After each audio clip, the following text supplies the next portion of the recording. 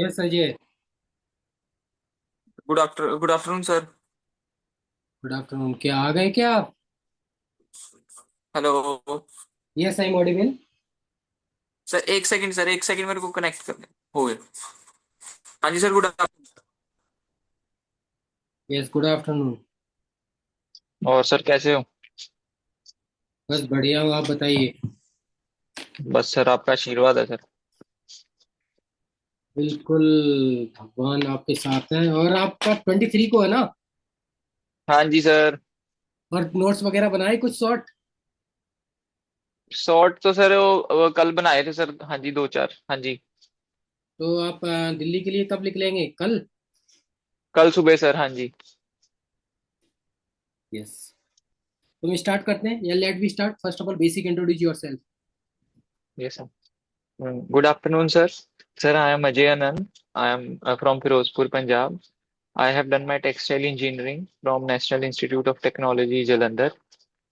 After that, I worked at Reliance as a graduate engineer trainee, and post that, I appeared for Patwari exam in my state government. And currently, I am working as a Patwari in my Punjab state government.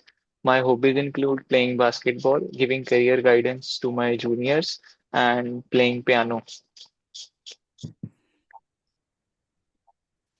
Yes good. Yes, अभी जो आप job कर रहे हैं उसके बारे में थोड़ा डिटेल में बताइए। उसका क्या वर्क रहता है, क्या फंक्शन है, सोसाइटी में किस तरह जी से सर। पटवारी वर्क किया जाता है, मेजर क्या क्या पॉइंट है, थोड़ा बताइए डिटेल में थोड़ा। जी सर। सर जो मेरी करंट जॉब है पटवारी की, मैं उसे बहुत ज़्यादा वैल्यू करता हूँ सर। ये एक बहुत ही रिनाउंड पोस्ट है इन are Punjab state government sir. Sir yes. हमारा जो मेन रोल रहता है वो सर लैंड रिकॉर्ड मैनेजमेंट है। जो हमारी जमाबंदी है, म्यूटेशन रजिस्टर्ड है, उनकी मैनेजमेंट करना। सर उसके बाद सर हमारी पॉलिसी इम्प्लीमेंटेशन जो भी स्टेट गवर्नमेंट की है उनको डायरेक्ट पब्लिक तक सर पहुंचाना, उसकी मॉनिटरिंग करना, उसकी इम्प्लीमेंटेशन करना। सर डिस्प्यूट मैनेजमेंट करना between the people regarding land, land boundaries and government land sir. उसके बाद सर हमारा रोल है for conducting crop productivity surveys which is done, जो कि सर साल में 2 बार किया जाता है, after kharif crop cutting and rabi crop cutting sir. और सर हमारा मेन और काम है सर अवेयरनेस कैंप्स, और जो सर गवर्नमेंट की स्कीम्स हैं उनको लोगों में अवेयर करना थ्रू प्रॉपर अनाउंसमेंट्स एंड छोटे छोटे कैंप्स लगा के। और सर हमारा मेन काम है म्यूटेशन को पंच करना आफ्टर द, जब सेल डीड हो जाती है सर, जब रजिस्ट्री हो जाती है उसके बाद उसको ऑनलाइन अपडेट करने के लिए हम हमारा एक म्यूटेशन का प्रोसेस है, तो वो करना।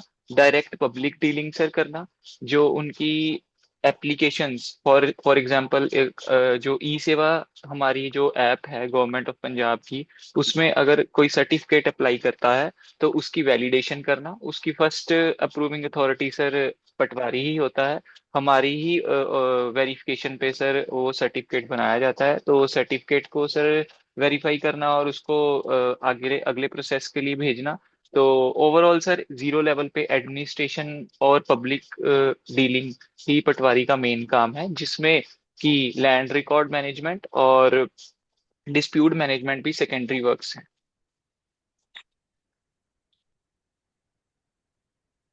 Yes good. अभी आप जो जॉब कर रहे हैं उससे आप why will you shift to IDS officer? आप आईडीएस में क्यों आना चाहते हैं, इसका क्या रीजन है? जी सर। सर सबसे पहले सर मैं जो जॉब कर रहा हूँ वो पब्लिक सर्विस है, मैं उसको वैल्यू करता हूँ।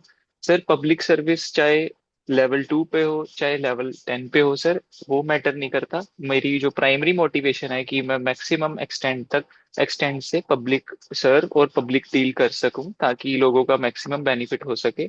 सर मेरी जो पटवारी जॉब है सर, ये एक लिमिटेड स्कोप के साथ आती है एट विलेज लेवल और सर्कल लेवल।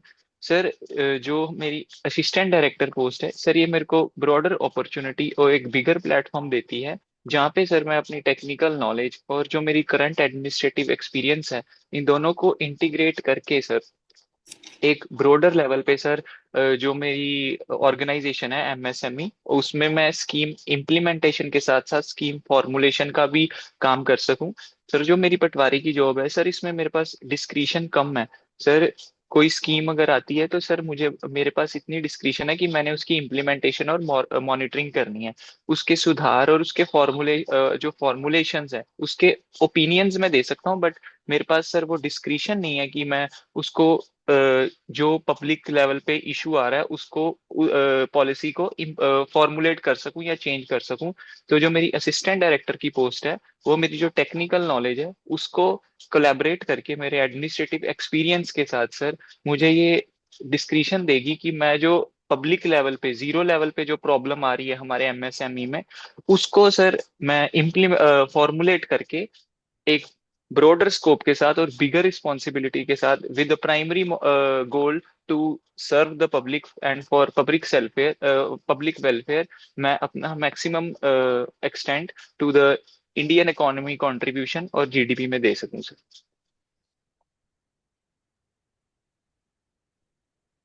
Yes, good. या जीडीपी की बात करते हैं तो इंडिया की अभी जीडीपी कितना है और कौन से रैंक पर है? Sorry sir, I read about it, I have no idea about it, but if you say sir मैं गेस कर सकता हूँ सर। Yes yes, sure. सर 8%। 8% क्या? जीडीपी आप एट। वो रनिंग बात कर रहे हैं, जो जो पर 4 मंथ का जो इकोनॉमिक निकलता है अकॉर्डिंग टू इकोनॉमिक सर्वे के अकॉर्डिंग, वो ग्रोइंग, पर ईयर ग्रोइंग की बात कर रहे हैं 8%। CAGR sir. यस, कैग की रिपोर्ट के अकॉर्डिंग जो परसेंटेज पर ईयर रहती है, पर ईयर नहीं, जो पर 4 मंथ के अकॉर्डिंग रहती है, तिमाही के अकॉर्डिंग, वो बात जी। कर रहे हैं ना? जी सर, क्वार्टरली बेस्ड पे सर। Yes, quarterly base. वो नहीं है। और जी जीडीपी कितना ट्रिलियन डॉलर, रैंक कितनी sir, world? Sorry sir, sorry sir, I read about it sir. 3.85 trillion dollar है। 6 रैंक, अभी 5 थी, 6 पे आ गई है इंडिया। घट गया है अभी ओके क्राइसिस सर। के कारण। Okay sir. फर्स्ट पे कौन है, फर्स्ट सेकंड पे कौन है वर्ल्ड में? सबसे ज्यादा जीडीपी किसकी है? Sir USA. यस, कितना? Sorry sir, I have no idea about 22 trillion dollar. और ये चाइना सेकंड पे है, 14 ट्रिलियन डॉलर। इंडिया है 3.8। इंडिया से 4 गुना ओके। ज्यादा है चाइना की GDP. Okay. Okay sir. Okay. ना, इंडिया की जीडीपी चाइना की इंडिया से 4 गुना है, और कोई भी चाइना से कंपेयर नहीं करता है। इंडिया के लोग सब, पॉलिटिक्स सब इंडिया से कंपेयर करते हैं पाकिस्तान से। जी सर। और आपका ये जीडीपी में कितना कंट्रीब्यूशन है? हम आपकी ब्रांच की बात करते हैं, टेक्निकल जो टेक्सटाइल है, इसका जीडीपी में कितना कंट्रीब्यूशन है, कितना नॉमिनेट होता है पर बजट पर ईयर? सर जो जीडीपी ऑफ टेक्सटाइल है sir, sir it contributes round about 2% to the Indian GDP sir. कितना? 2% सर। 2% कितना? Sorry sir, I read about it sir. MSME का कितना? जीडीपी का, सर एमएसएमई का सर 30.1% के आसपास जीडीपी कंट्रीब्यूशन है सर। 31%? Yes sir. तो 31% जीडीपी कंट्रीब्यूशन। टेक्सटाइल इंडस्ट्री जो है, टेक्सटाइल को आप इसके जी क्या, सर। इसका फ्यूचर क्या है? आप इसके फ्यूचर के बारे में बताएं। नेक्स्ट 10 और 15 ईयर में ये कहाँ पर पहुंच सकता है इंडिया, जिस हिसाब से अभी चल रहा है? अभी इंडिया की ग्रोइंग हो रही है, तो उस हिसाब से आपने इतना स्टडी किया है, अब तो काफी आपने अपने टेक्सटाइल सेक्टर को टेक्निकल भी स्टडी किया होगा और इकोनॉमिक भी स्टडी किया है। तो आप क्या देखते जी हैं, सर। इसका फ्यूचर क्या है next? How do you see 10 to 15 year in textile sector? Sir sir textile traditionally जो हमारी है इंडियन रूट्स से है सर, जैसे from Indus Valley civilisation to our in post independence struggle तक सर, टेक्सटाइल का बहुत बड़ा हमारा हिस्ट्री में सर एक सिग्निफिकेंस रहा है सर। सर ये हमारे इंडिया का सेकंड लार्जेस्ट एम्प्लॉयर है। लगभग 45 मिलियन जो पीपल है वो सर एम्प्लॉयड है इन टेक्सटाइल सेक्टर। और सर अ, हमारा जो एक्सपोर्ट है उसमें भी जो हमारा टेक्सटाइल है वो उसका एक मेजर कंट्रीब्यूशन है। तो हमारा जो टेक्सटाइल है सर वो लेबर इंटेंसिव सेक्टर है, जिसके लिए सर हमारी जो गवर्नमेंट ऑफ इंडिया वो हर बार बजट में सर टेक्सटाइल बजट को इंक्रीमेंटल रेट से ही सर बजट एलोकेट कर रहा है। जिसमें सर मेन फोकस सर हमारा technical textile like meditech, geo textiles, health tech etcetera, इसमें हमारा फोकस्ड है सर। और हमारा जो मेन फोकस है to strengthen the basic handicrafts made from silk, wool and jute through national handicraft development programs. और sir हमारा जो आजकल जो ट्रेंड है टेक्सटाइल में वो सर मैन मेड फाइबर्स पर ज्यादा है। तो हमारे जो टेक्सटाइल मिनिस्ट्री में sir PLI, various PLI schemes चल रही हैं, जिसके कारण सर मैन मेड फाइबर की जो मैन्युफैक्चरिंग है उसको बूस्ट किया जा रहा है सर। और सर हमारा पीएम मित्रा पार्क्स की स्कीम सर, जिससे कि इंटीग्रेटेड जो हमारा वैल्यू चेन बन सके फ्रॉम फाइबर टू फॉरेन, जो हमारी 5 एप अप्रोच है उसको लागू किया जा सके।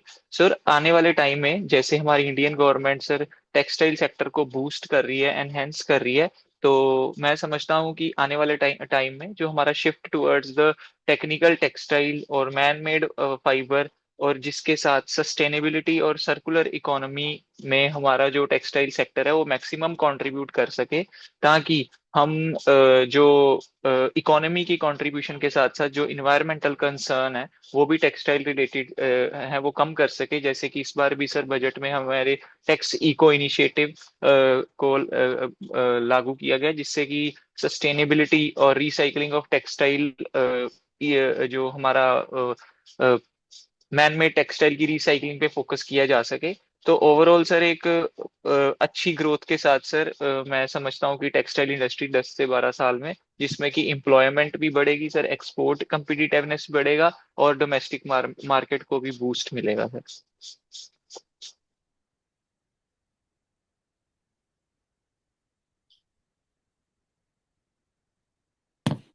Yes, good. अभी जो टेक्सटाइल इंडस्ट्री में जो प्रॉब्लम आ रही है वो किस तरह की प्रॉब्लम है, सबसे ज्यादा मेजर पॉइंट जिनको सॉल्व किया जा सकता है इजिली? जी सर। सर टेक्सटाइल इंडस्ट्री में सर प्रॉब्लम्स आ रही हैं सर, जैसे कि मेन प्रॉब्लम है सर, जैसे कि shortage of sir raw material sir, जैसे कि अभी हमारा यूएस ईरान वॉर क्राइसिस के कारण सर हमारा जो इंपोर्ट है पॉलिएस्टर के प्राइस सर वो 165 kg से बढ़कर 225 kg हो गई है। तो लगभग 40% इंक्रीज इन सर हमारा मैन्युफैक्चरिंग है। Sir variability in raw material sir, raw material की वेरिएबिलिटी बहुत है sir. Import from cheap import from countries like China and Vietnam, जिसके कारण सर हमारे डोमेस्टिक मैन्युफैक्चरर्स जो है वो ट्रेडर की तरफ शिफ्ट हो रहे हैं रेदर देन बीइंग मैन्युफैक्चरर। वो चीप क्वालिटी जो फैब्रिक है वो चाइना से इंपोर्ट करके मैन्युफैक्चरिंग कर रहे हैं, जिससे हमारा जो डोमेस्टिक मैन्युफैक्चरिंग है सर उसको काफी इम्पेक्ट हुआ है सर। और हमारी जो टेक्नोलॉजी है सर वो भी ऑब्सोलीट टेक्नोलॉजी है, जैसे कि सर हमारी रेपियर लूम्स होगी सर, जिसमें सर ओल्ड हमारी मशीन टेक्नोलॉजीज यूज की जाती हैं, जिनकी मेंटेनेंस बहुत इस टाइम पे लगभग मशीन कॉस्ट जितनी पड़ जाती है। तो उसके कारण सर प्रोडक्ट की एफिशिएंसी, मैन्युफैक्चरिंग की एफिशिएंसी एम्पर होती है। तो टेक्नोलॉजी ऑब्सोलीट होने का भी एक बहुत बड़ा कारण है सर टेक्सटाइल इंडस्ट्री में। सर पुअर इंफ्रास्ट्रक्चर है सर, हमारे यहाँ पे कोई भी सर जो क्लस्टर्स हैं सर वहाँ पे कॉमन टेस्टिंग सेंटर्स नहीं है, कॉमन फैसिलिटी सेंटर्स नहीं है, जहाँ पे जाके हम एक कॉमन जो है टेस्टिंग पैरा अकॉर्डिंग टू आईएसओ और एएसटीएम डी स्टैंडर्ड्स हम प्रैक्टिस कर सकें। तो हमारा इंफ्रास्ट्रक्चर पुअर है, रोड और पावर सप्लाई शॉर्टेज है सर, जो हमारे पावर टैरिफ्स हैं सर वो बहुत ज्यादा हैं, जिसके कारण मैन्युफैक्चरिंग कॉस्ट बढ़ती है सर। तो एक सर हमारा जो अभी QCOs ऑर्डर्स हैं सर, क्वालिटी कंट्रोल ऑर्डर्स हैं ऑन इम्पोर्ट और ऑन इम्पोर्ट प्रोडक्ट्स। उसके कारण सर हमारी टेक्सटाइल इंडस्ट्री को काफी इम्पैक्ट झेलना पड़ता है। इन्वायरमेंटल कंसर्न्स हैं सर, हमारे common effluent treatment plant sir obsolete technology के हैं, वो इतना efficiently sir third degree treatment to the water नहीं दे सके, जिसके कारण सर यूट्रोफिकेशन और वाटर ग्राउंड वाटर पोल्यूशन और जो हमारा रिवर्स है उनके वाटर पोल्यूशन की मेन प्रॉब्लम्स है। और sir lack of skilled labour है सर। जो हमारी गवर्नमेंट है वो जो they are planning good skill development programs, but sir ground level तक आते आते उनकी एग्जीक्यूशन थोड़ी लोअर साइड में चली जाती है, तो उसके कारण सर स्किल अपग्रेडेशन की सर जरूरत है। तो लैक ऑफ स्किल जो हमारे वर्कर्स हैं उसका भी इशू है। तो सर ये सब मेन इश्यूज हमारी टेक्सटाइल इंडस्ट्रीज को फेस करना पड़ रहे हैं।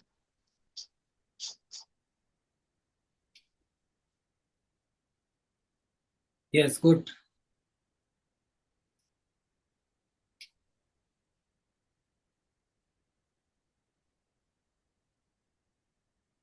या नेक्स्ट मूव करते हैं, हम लेबोरेटरी का पार्ट कुछ डिस्कस कर लेते हैं।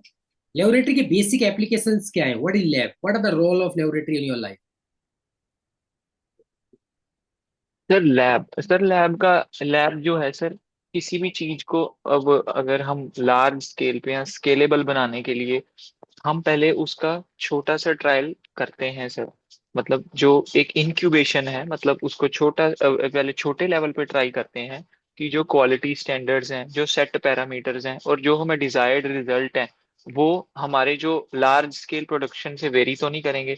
तो हम जैसे छोटे लेवल पे सर जो हमारी टेस्टिंग है, pre manufacturing to bigger level sir, जो हम टेस्टिंग करते हैं तो उसी को ही सर हम लैब कहते हैं। तो बेसिकली सर हम इस ये लैब की यूसेजेस के करते हैं ताकि हम जो मैन्युफैक्चरिंग डिफेक्ट्स है, क्वालिटी को इम्प्रूव किया जाए, प्रोडक्शन पैरामीटर्स को ठीक किया जाए, ताकि जो हमारा रिक्वायर्ड प्रोडक्ट है उसके जो रिक्वायर्ड प्रोडक्ट है उसको सर बनाया जा सके। तो लैब एक सर छोटे लेवल पे हम जो हमारा जो प्रोडक्शन है उसको टेस्ट या चेक करने के लिए सर जो हमारा एक इन्वायरमेंट बनाते हैं सर, उसी को लैब कहा जाता है। यस, रेल के लैब के लिए कोई सेफ्टी रूल्स क्या है?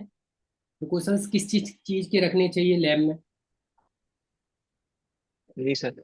सर लैब में बेसिकली सर जो हमारी टेक्सटाइल इंडस्ट्री से रिलेटेड है सर, केमिकल और हजार्डस वेस्ट की सर जो हमें वो एक प्रॉपर डिस्पोजल करनी चाहिए।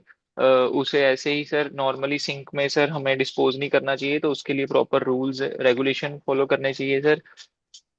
सर काइजन रूल हम लैब में अप्लाई कर सकते हैं, जिसका मतलब है to improve at every stage. ये सर रूल अप्लाई कर सकते हैं sir. Plan do check and act sir, ये जो हमारी जो रूल्स हैं plan do check and act को यूटिलाइज करके हमें अपना एक्सपेरिमेंट या जो भी हम सर टेस्टिंग कर रहे हैं उसको फॉलो करना चाहिए सर। हमें स्टैंडर्ड जो कि ग्लोबली एक्सेप्टेबल हैं, जैसे कि सर हमारे टेक्सटाइल में ISO स्टैंडर्ड्स, ASTM-D स्टैंडर्ड्स को यूटिलाइज करना चाहिए, BIS स्टैंडर्ड्स को यूज करना चाहिए। जो हमारी सर्टिफिकेशन है सर, जैसे कि EU reach certification chemicals use करने चाहिए, एजोडाई को नहीं यूज करना चाहिए सर क्योंकि वो कार्सिनोजेनिक होती है। और हमें सर वो ही प्रोडक्ट की टेस्टिंग या मैन्युफैक्चरिंग करनी चाहिए जो कि सर ऑर्गेनाइजेशन लाइक ओ इकोटेक्स जैसी ऑर्गेनाइजेशन में एक्सेप्टेबल है। तो ये सब फैक्टर से हम हमारे जो लैब है उसको उनके जो टेस्टिंग है उसको कंट्रोल कर सकते हैं।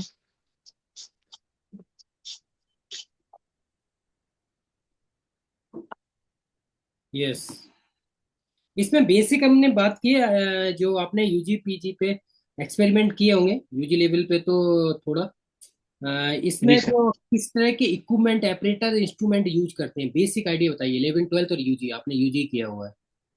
जी सर।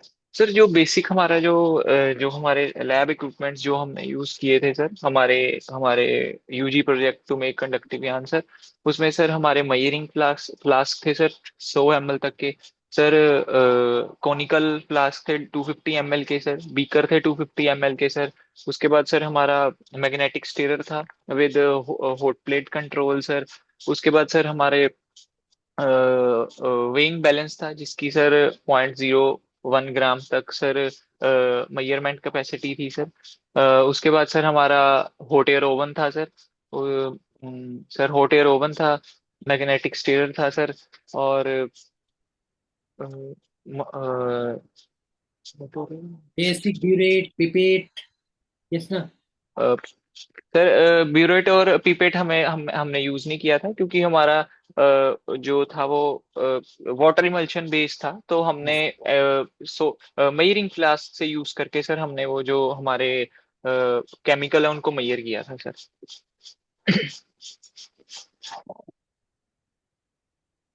यस, आपने कोई एक्सपेरिमेंट किया हो यूजी में अपना डिटेल है टेक्सटाइल हॉजरी से, कोई भी एक अच्छी तरह से, तो उसका बताइए basic, qualitative quantitative volumetric gravimetric instrumental analysis, initial to मतलब बिगनिंग टू लास्ट, स्टार्ट से लास्ट तक बताइए कैसे स्टार्टिंग की, कोई भी एक्सपेरिमेंट याद है आपको? Yes sir. सर कंडक्टिव यान के लिए सर मेरे को याद है, उसी का ही सर मैं ट्राई करूंगा बताने का सर। यस। सर सबसे सबसे पहले सर हमने फाइबर की स्ट्रिप काटी सर। 22 क्रॉस 6 सेंटीमीटर की हमने 4 स्ट्रिप्स सर थ्रू 76 GM का GSM का क्लोथ लेके सर 22 क्रॉस 4 सेंटीमीटर की सर 4 स्ट्रिप्स काटी। सर उसके बाद सर हमने एक स्टॉक सोल्यूशन बनाया 100 ml का। 100 ml का सर स्टॉक सोल्यूशन बनाया। हमने सर वाटर को 100 ml मेजर किया सर, उसको बीकर में डाला। सर उसके बाद सर हमने उसमें एक्राइलिक बाइंडर 4%, 4 ग्राम डाला। सर उसके बाद सर हमने उसमें 3 से 4 ड्रॉप्स ऑफ सरफेक्टेंट डाली, जो कि बेसिकली सोडियम लॉरल सल्फेट की ड्रॉप्स थी। सर फिर उसको हमने थ्रू ग्लास रोड स्टेर किया सर। उसके बाद सर स्लोली स्लोली हमने 8 ग्राम ग्रेफाइट पाउडर मेजर किया on analytical balance. Sir 4 grams हमने डाला इनिशियली। फिर उसको मैग्नेटिक स्टीयर पे रख के सर 6 से 7 मिनट्स तक सर उसको स्पीड कंट्रोल करके सर उसको स्टीर किया। फिर नेक्स्ट 4 ग्राम सर हमने आफ्टर 7 to 8 मिनट्स डाला। फिर उसको अच्छे से स्टीर किया जब तक सर वो इंक जैसा बिल्कुल स्लाइटली विस्कस सॉल्यूशन ना बन जाए। सर फिर हमने जो हमारी स्ट्रिप थी सर उसकी जो उसको पानी में लगभग 30 से 40 डिग्री टेम्परेचर पानी में वेट किया, ताकि उसकी वेटेबिलिटी एनहेंस हो जाए। फिर सर हमने एक 2 सेंटीमीटर का ब्रश लिया। उससे सर हमने कॉन्स्टेंटली सर जो हमारा सॉल्यूशन था उस पे हमने दोनों साइड सर एक लेयर कोटिंग की। फिर उसके बाद सर हमने स्टीम आयरन किया बिटवीन कॉटन फेल्थ क्लॉथ के बीच में रख के सर 80 से 85 डिग्री उसको स्टीम ट्रीटमेंट किया, ताकि वो सर ड्राई हो सके। सर फिर जो हमने उस पे नेक्स्ट कोटिंग लगाई सर, सेकंड लेयर कोटिंग। उसके बाद सर हमने 80 से 85 डिग्री तक स्टीम ट्रीटमेंट किया। फिर सर थर्ड लेयर कोटिंग लगाई। इस कोटिंग के बाद सर फिर हमने उसको हॉट एयर ओवन में 100 डिग्री टेम्परेचर पे सेट करके लगभग 10 से 12 मिनट तक सर उसको हीट किया, जिससे वो ड्राई हुआ। सर उसके बाद सर हमने हम हमारे जो स्ट्रिप के दोनों साइड पे जो हमारी इलास्टिन बैंड होती है पतली सर, वो बाय हैंड स्टिच किए सर। फिर सर उसको हमने हमारे जो नी जॉइंट है उस दोनों पे टाइट किया, टाइट से बांध दिया, ताकि वो स्लिप और ना हो सके। तो हमने अपनी नी मूवमेंट पे अलग अलग पॉइंट पे रेजिस्टेंस मेजर किया, जिसकी वैल्यू हमने नोट की और हमने पाया कि हमारा 8% सोल्यूशन कंसेंट्रेशन पे कितना रेजिस्टेंस आ रहा है। ऐसे ही सर स्टॉक सोल्यूशन हमने 10% पे बनाया, फिर 4% पे बनाया। अलग अलग कंसेंट्रेशन पे सर हमने उसकी रेजिस्टेंस की वैल्यू मेजर की। सर ऐसे ही हमने एक्राइलिक बाइंडर की भी कंसेंट्रेशन चेंज की। पहले हम 4% यूज कर रहे थे, उसको 6% और 8% पे सर मेजर किया। फिर सर हमने कोटिंग लेयर सर हम 3 कर रहे थे, हमने 5, 7 अलग अलग कोटिंग लेयर्स पे रेजिस्टेंस मेजर किया। और हमें रिजल्ट मिला कि एक थ्रेशोल्ड कंसंट्रेशन तक कोई कंडक्टेंस या कोई रेजिस्टेंस नहीं आती, से 5%। उसके बाद सर रेजिस्टेंस आना शुरू होता है। और जैसे जैसे सर हम concentration layer of the conductive polymer बढ़ा रहे थे, वैसे वैसे हमारे रेजिस्टेंस की वैल्यू कम हो रही थी, मतलब परकोलेशन रेट और भी बढ़ रहा था। और सर जैसे जैसे हमने सर एक्राइलिक की कंसंट्रेशन 4% से 5% की, तो रेजिस्टेंस कम हुआ। जैसे ही सर हमने इंक्रीज किया तो रेजिस्टेंस बढ़ने लगा। सर क्योंकि सर जो एक्राइलिक था सर, जो उसमें पॉलीमर था सर, वो हमारे कंडक्टिव पाथ को ब्लॉक कर रहा था, उसके रास्ते को रोक रहा था। तो उसकी ऑप्टिमाइज कंसंट्रेशन को हमने रिकॉर्ड किया, और सर ऐसे हमने अपना एक रेजिस्टेंस और कंसंट्रेशन पे एक ग्राफ प्लॉट किया, जो सर हमें ये बताता है कि हमने जो हमारी कॉटन स्ट्रिप थी उसको कंडक्टिव बना दिया, और इसी से ही हमने सेंसर बनाया था।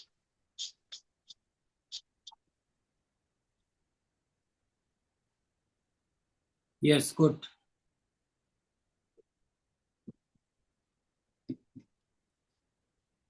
नेक्स्ट हम मूव करते हैं बजट। Yes, budget 26-27। इसके आप चैलेंजेस बताइए, इसमें कुछ आपको प्रॉब्लम्स लगती हैं as a middle class, upper class, lower class? जी सर। सर बजट हमारा एलोकेट हुआ है इस बार, जिसका मेन फोकस सर सस्टेनेबिलिटी पे है, इंफ्रास्ट्रक्चर डेवलपमेंट पे है सर, हमारी एआई और हमारी सेमीकंडक्टर 2.0 मिशंस पे है सर। तो it is a sir versatile budget, जिसमें अलग अलग सेक्टर को एक हमारा एलोकेशन हुई है सर, जो जो स्पेसिफिक अमाउंट की है। तो सर मुझे लगता है कि सर जो इम्प्लीमेंटेशन है, एलोकेशन तो होगी, इम्प्लीमेंटेशन अगर एफिशिएंटली और इफेक्टिवली हो जाए, तो जो हमारे मिडिल क्लास है उनको सर काफी बेनिफिट होगा सर। जैसे कि सर हम सेमीकंडक्टर मिशन की ही बात करें सर, अभी जो सर हमारा माइक्रो प्रोसेसर चिपसेट है सर, उसका प्राइस हाइक्ड है, क्योंकि सर हम माइक्रो प्रोसेसर जैसे नवीडिया एटसेट्रा वो सर बेसिकली चाइना से इंपोर्ट करके असेंबल कर रहे हैं, जिसका प्राइस बहुत हाई है। तो अगर सेमीकंडक्टर मिशन में हमारा जो लोकली हमारा जो डोमेस्टिक मैन्युफैक्चरिंग को सर जो बूस्ट मिलेगा सर, तो उसके कारण हमारा जो प्राइस है वो सर काफी लगभग 40% तक डिक्रीज हो जाएगा, जिससे सर एक नॉर्मल मिडिल क्लास मैन को सर उसको बाय करना इजी हो जाएगा, एक कॉस्ट इफेक्टिव उसको सोल्यूशन मिल जाएगा, तो ये बूस्ट करेगा। इंफ्रास्ट्रक्चर सर, जो कि हमारी इंडिया का एक बैकबोन है सर, जो इंफ्रास्ट्रक्चर डेवलपमेंट है, जैसे कि सर रोड्स, हॉस्पिटल्स एटसेट्रा, जिससे कि हमारी जो बढ़ती हुई पॉपुलेशन है उसको जो जो ये सर्विसेज हैं सर वो easily one window clearance system system पे सर अवेल हो जाएंगी। तो ये सब चीजें, और डिफेंस का बजट भी सर बहुत अच्छा एलोकेट किया है सर। क्योंकि सर अभी जैसे पीछे वार सिनेरियो था सर, तो अ, वहां पर हमने देखा कि जो हमारा S-400 था सर, उसने कितना efficiently sir and drone system को कोलैप्स कोलैप्स किया सर। तो हमारा जो बजट में ये भी कहा गया है, अलग अलग एस और भी S-400 डिप्लॉय किए जाएंगे फ्रॉम रशियन गवर्नमेंट। तो मैं समझता हूँ ये आम आदमी के वेलफेयर के लिए बहुत जरूरी है सर।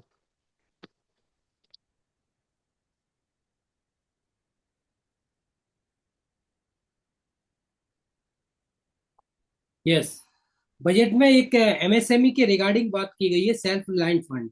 ये क्या है, इसके क्या यूजेस क्या है इसके सेल्फ रिलायंट फंड के? जी सर। सर बजट में सर हमारे एमएसएमई के दो स्कीम्स बहुत इंपॉर्टेंट है, एक सेल्फ रिलायंट फंड और एक एसएमई फंड है। सर जो सेल्फ रिलायंट फंड इंडिया है सर, ये बेसिकली सर इक्विटी जो कैपिटल है, ये हमारे थ्रू वेंचर्स कैपिटलिस्ट ये हमारे एमएसएमई सेक्टर को देगा। ये सर उन एमएसएमई सेक्टर की परफॉर्मेंस को चेक करेंगे कि जो आने वाले टाइम में ग्रो कर सकते हैं, उनको sir through equity funding, through approach called mother daughter fund scheme, mother daughter fund system से सर एलोकेट करेगा, थ्रू इक्विटी फंडिंग प्रोवाइड करेगा एमएसएमई में। सर इसका नेट जो हमारा अमाउंट है वो 50,000 करोड़ है, जिसमें 10,000 करोड़ हमारी जो इंडियन गवर्नमेंट का कंट्रीब्यूशन है, और 40,000 जो करोड़ है वो प्राइवेट कंपनीज जो वेंचर्स हैं जो एमएसएमई में इन्वेस्ट करेंगे through equity funding sir. Sir जो हमारी इंडियन गवर्नमेंट है सर, वो एक मदर डॉटर अप्रोच फॉलो करेगी। जैसे टोटल अमाउंट अगर 10,000 करोड़ है, तो वो हमारे जो सेबी रजिस्टर्ड ऑर्गेनाइजेशन है, फंडिंग ऑर्गेनाइजेशन है, उनके थ्रू सर हमारे जो एमएसएमई जो इन फ्यूचर जिनकी ग्रोथ प्रोबेबिलिटी ज्यादा है, उनमें वो इक्विटी इन्वेस्टमेंट करेंगे, और जो रेस्ट है 40,000 करोड़, वो जो वेंचर कैपिटलिस्ट है वो इन्वेस्ट करेंगे। तो इससे सर हमारा इंडिया सेल्फ रिलायंस बनेगा, एमएसएमई सेक्टर को बूस्ट मिलेगा, और जो हमारी जो कैपिटल इन्वेस्टमेंट है या इक्विटी इन्वेस्टमेंट है, उससे हमारे जो स्मॉल एंड मीडियम एंटरप्राइज या जो यूनिट्स है, जो ग्रोइंग यूनिट्स है, उनको एफिशिएंटली वर्क करने का बहुत अच्छा मौका मिलेगा सर।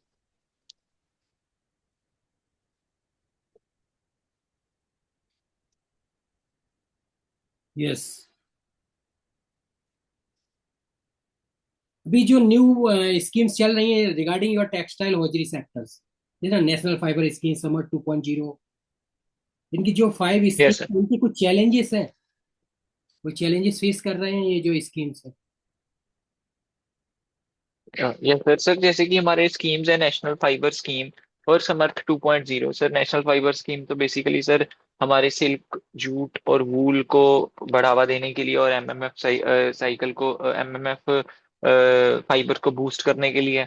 और सर जो हमारा समर्थ 2.0 है सर, वो स्किल अपग्रेडेशन के लिए, for employment generation and efficiency improvement के लिए। सर इसमें जो main problem sir implementation of the scheme ही है सर। सर जो स्कीम है सर वो प्लान बहुत अच्छा है, क्योंकि हमारा एक टेक्सटाइल जो हमारी है वो एक अनऑर्गेनाइज्ड सेक्टर है सर। तो जो implementation of the scheme at ground level है सर, उसकी प्रॉपर मॉनिटरिंग की जाए, और जो हमारा एलोकेटेड फंड है उस स्कीम के लिए, या जो उसका एम है, उसकी सर रियल टाइम मॉनिटरिंग की जानी चाहिए एट ग्रास रूट लेवल, जिसके लिए मैं समझता हूँ हमारे roles like technical officer, assistant director का रोल बहुत जरूरी हो जाता है। जैसे कि सर हमारी स्किल डेवलपमेंट प्रोग्राम्स चल रहे हैं, अवेयरनेस प्रोग्राम चल रहे हैं, तो उनको सर एक टीम बना के, एक कमेटी बना के सर चेक किया जाए कि उसकी इम्प्लीमेंटेशन अच्छी हो रही है कि नहीं। एक फीडबैक सिस्टम सर बनाया जाए, जिससे कि हमें ये पता लग सके जो हमने प्रोग्राम चलाया है या जो स्कीम है, या जो एक फॉर एग्जांपल एमएमएफ को मैन्युफैक्चरिंग करने, बूस्ट करने के लिए स्कीम है, उसका एक प्रॉपर पॉजिटिव फीडबैक सिस्टम हो, कि जो डायरेक्ट मैन्युफैक्चरर्स हैं या जो direct beneficiary of the scheme है, उनसे फीडबैक लिया जाए कि ये कितने एफिशिएंटली वर्क कर रही हैं, वो कितना गेन कर रहे हैं, उनकी परफॉर्मेंस इवेल्युएट करनी चाहिए सर। तो बेसिकली सर प्रॉब्लम यही है कि इम्प्लीमेंटेशन एफिशिएंटली और रियल टाइम मॉनिटरिंग से सर हम इन स्कीम्स की जो परफॉर्मेंस है उनकी एफिशिएंसी को और बूस्ट कर सकते हैं sir.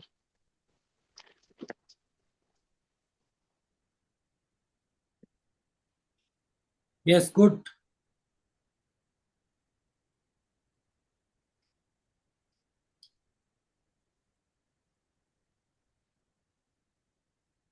Yes, next move on your native place. Yes, आपका डिस्ट्रिक्ट फिरोजपुर है। Yes, what are the, how do you feel about your district? What are the role of your district in Punjab, like historical, geography, polity, economic, cultural? इनके कुछ योगदान बताइए, क्या क्या योगदान रहा है? जी सर। सर मैं एक बॉर्डर स्टेट फिरोजपुर पंजाब से बिलोंग करता हूँ सर। मैं अपने आप को सर बहुत ही प्राउड फील करता हूँ कि मैं फिरोजपुर की धरती पर जन्मा सर, क्योंकि हमारी धरती शहीदों की धरती, लैंड ऑफ मार्टियर्स भी कहा जाता है सर। ये फाइनल रेस्टिंग प्लेस था for our freedom fighters, Shri Bhagat Singh ji, Shri Rajguru ji, Shri Sukhdev ji. उनकी सर मेमोरी में सर हमारे बॉर्डर पे, हमारे जो हुसैनी वाला बॉर्डर है, जो कि sir in exchange of 12 villages लिया गया था पाकिस्तान से आफ्टर पोस्ट इंडिपेंडेंस। तो वहाँ पे सर हुसैनी वाला मेमोरियल है, वहाँ पे sir daily sir retreat ceremony होती है। तो वो सर हमें मोटिवेट करती है to serve the nation with full motivation and full enthusiasm. और सर हमारा जो फिरोजपुर है सर, वो सबसे ज्यादा पैडी और वीट प्रोडक्शन, कल्टीवेशन माना जाता है सर। जो हमारी मालवा बेल्ट है सर, ये पंजाब में सर जो मैक्सिमम कंट्रीब्यूट करती है to paddy and wheat cultivation के लिए सर। और सर हमारे जो फिरोजपुर डिस्ट्रिक्ट में ही सर हरीके वेटलैंड है, जो कि लार्जेस्ट मैन मेड वेटलैंड है sir, Harike wild life sanctuary है सर। और वो सर रामसर साइट में भी सर इंक्लूडेड है सर। और सर हमारा जो फिरोजपुर फाजिल का बेल्ट है सर, इसे कपा बेल्ट भी कहा जाता है, क्योंकि ये sir major cotton cultivating belt in Punjab है सर। और सर हमारे जो फिरोजपुर का एरिया लगभग 4% एरिया ऑफ द पंजाब है। हमारे फिरोजपुर एक सतलुज रिवर है, जो कि one of the main 5 reverse of the Punjab है, उसके बैंक पे लोकेटेड है। तो हमारे यहाँ पे सर एलुवियल से लेके ब्लैक सॉइल पाई जाती है, जिसमें कि wheat, paddy, cotton cultivation etcetera, ये सब चीजें सर कल्टीवेट की जाती हैं सर। हमारे जो सर हमारी जो कंट्रीब्यूशन टुवर्ड्स सर नेशन है, हमारे जो मेजर बास्केटबॉल प्लेयर्स है, जैसे कि प्रिंसपाल सिंह, अमरीक सिंह सर, पालप्रीत सिंह, वो हमारे पंजाब से ही जन्मे हुए प्लेयर्स हैं जो आज हमारे इंडिया का नाम रोशन एट इंटरनेशनल लेवल कर रहे हैं सर। हमारी हॉकी टीम के अजीत सिंह जी भी सर हमारे डिस्ट्रिक्ट से ही बिलोंग करते हैं, जिन्होंने सर हॉकी टीम को इंटरनेशनली रिप्रेजेंट किया और मेडल्स भी जिताए। तो ये सब कंट्रीब्यूशन सर मैं समझता हूँ फिरोजपुर ने पंजाब और इंडिया को दिया है सर।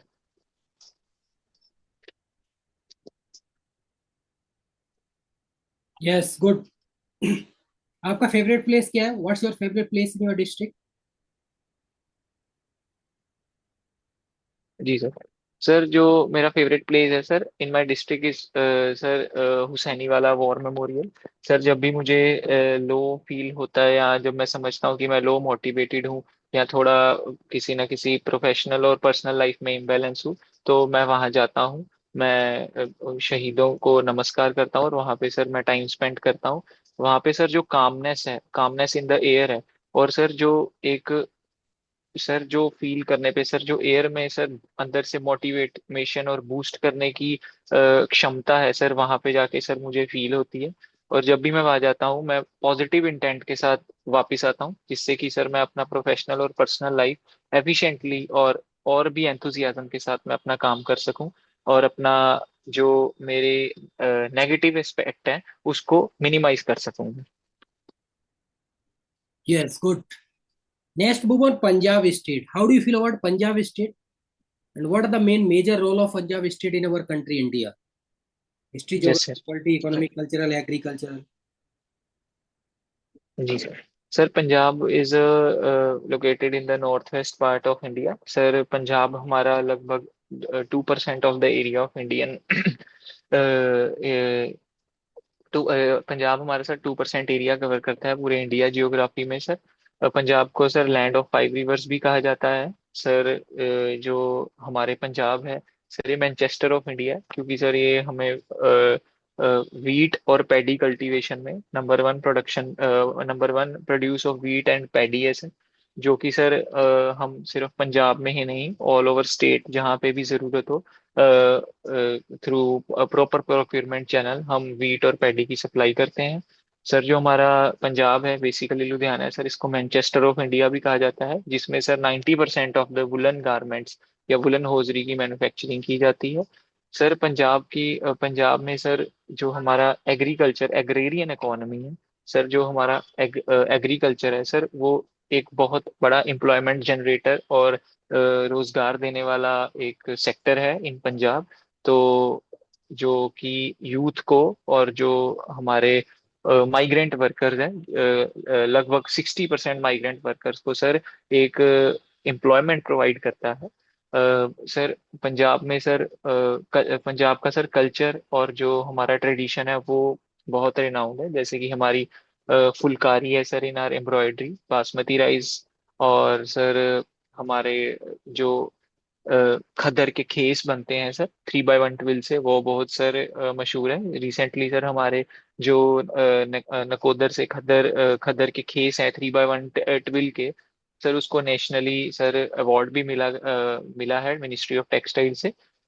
तो ये सब चीजें सर, और सर जो हमारी मेन प्रोडक्शन यूनिट्स हैं होजरी की सर वो लुधियाना बेस्ड है। जो हमारा क्लस्टर है हमारी इंडस्ट्री का लुधियाना जलंधर अमृतसर बेस्ड है, जिसमें sir Ludhiana is famous for woollen hosiery and Jalandhar is famous for sports industry and Amritsar is famous for woollen shawls and blankets.